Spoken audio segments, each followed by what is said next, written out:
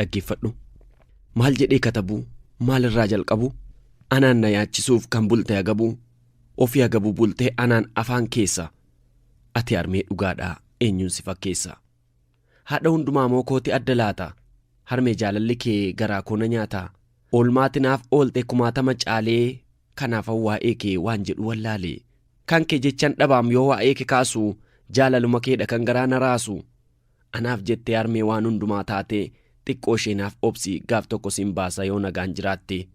Ji'a 9 guutuu garaatti na baatte, utuun hin dhalatiin soora ofii nyaattu hiddaan dhuuraan naaf falaatte. Jaalala naaf qabduuf waan hundaa dandeesse, dhugaadha harmee koo waa'ee jaalala kee hin fixu barreesse. Gadameessa keetti garaatti na baatte, guyyaan gaafa ga'es addunyaaf na laatte. Anaan na da'uudhaaf dhiiga boraafattee achi keessa ciiste. Erganii dhaladhee sarkatti na baatte mati yoom na dhiiste. Kanaaf waa'ee kee anoo jechan dhabe, jaalala kee harmee kan onnee koo qabe. Qaamonni hundumtuu maqaama kee faarsu, harmee harmee jedhanii gurra kotta saassu. Harmee eenyuun si waamuu maqaa filatamaa? Harmeen ga'aa miti anatti himadhu isa jaallatamaa. Maqaa isa jaallattu anatti himadhu ittiinan si waama. Mee eenyuun siin jedha eenyuunan si waama? Damma koo siin jedhuu damma isa mi'aawu, damma siinin jedhu dammayyuu quufanii lafa isa kaa'u. Ati damma caaltaa dammi siin mogga'u. Loomii koo siin jedhuu loomii isa xuuxamu, lakki loomii miti loomiin keessa malee alli isaan nyaatamu. Kanaaf siin moggaasu loomii dhangaggaa'aa, ati loomii caaltaa loomiin akkamittiin maqaa keessiif ta'a. Warqii koo siin jedhuu isa gati jabeessa, mee kamiin filata maqaa kanneen keessaa? Lakkii warqii wayyuu inni quba gurraaf mormarraa mul'ata. Kanaaf jechan dhabe onneen koo waa'ee kee amma dubbata. Aannan koo siin jedhuu isa laphee jiisu, lakkii aannan iyyuu quufanii isa dhiisu. Aannanis siin jedhu bullaan dhama baasa, harmee eenyuun jedhee maqaasiif moggaasa. Yeroo abbaan kiyya lubbuun isaa darbite, rakkoo koo hundumaa ija keen argite. Haadha koo haadha qofaa miti bakka abbaa dhaabbatte, booda kootiif jettee ofii kee rakkatte. Abbaan koo na duukaa utuu tattaafatu, cimaan tokko dhufee duuni yoo fudhatu. Inni du'e jettee nyaara natti hin gununfine, erga inni du'ees takkaa nan nuffine. Rakkoo kan hundumaa ofii kee dandeesse, kuma naaf jiraadhu yaa harmee na deesse. Ati anaaf qaroodha qaroo agartuu koo, banii naaf jiraadhu harmee yaa tiruu koo. Ana ilma kee Shibbiruu Darajjeeti, godina Wallagga Bahaa, ana Saasiggaa, magaalaa Gaalloorraa.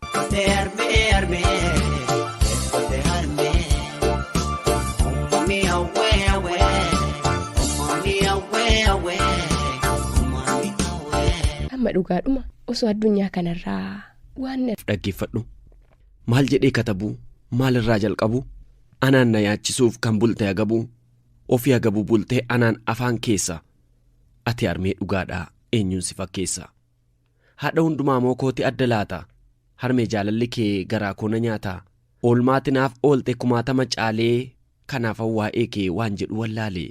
Kan kee jechan dhabaam yoo waa'ee kee kaasu, jaalaluma keedha kan garaa na raasu. Anaaf jettee harmee waan hundumaa taate, xiqqoo ishee naaf obsi gaaf tokko siin baasa yoo nagaan jiraatte.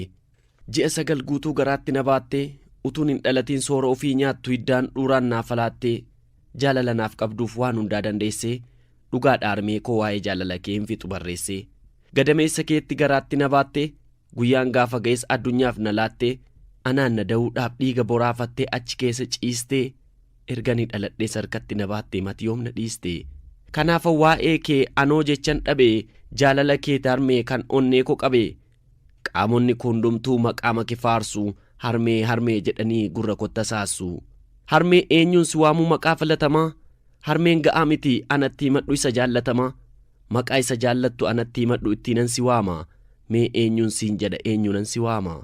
Damma koo siin jedhuu damma isa mi'aawu, damma siinin jedhu dammayyuu quufanii lafa isa kaa'u. Ati damma caaltaa dammi siin mogga'u.